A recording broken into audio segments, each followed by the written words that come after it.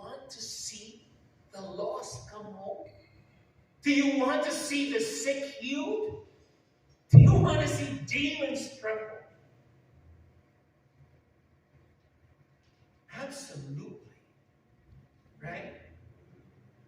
So with this prayer, Isaiah 64, I would like for us to just look at quickly three things here before we pray.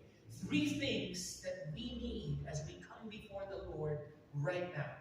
Quickly. Number one, let us long for God's presence. Let us long for God's presence. That's what Isaiah prays for. That's what's mentioned 3 times here. But notice the first word in verse 1 could be put up here. Can you bring, there you go. The first word there is the word oh. Oh, right? That is a word of exclamation. That is why the translators have correctly placed an exclamation point in there. Oh, he says here, oh, that you would rend the heavens, that you would come down.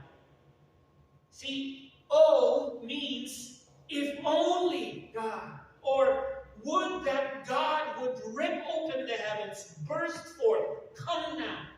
That's a plea. That's not just a suggestion from God. It's a priority for this prophet. This is the answer to our problems, Lord. Your presence. It's what the scripture calls a supplication. You know what a supplication means? A supplication basically means strong prayer. A pleading kind of prayer. It's crying out.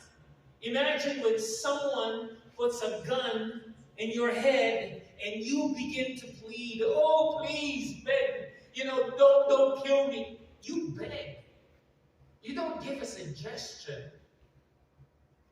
You pray strongly. Spare my life. That's supplication. And Isaiah is pleading.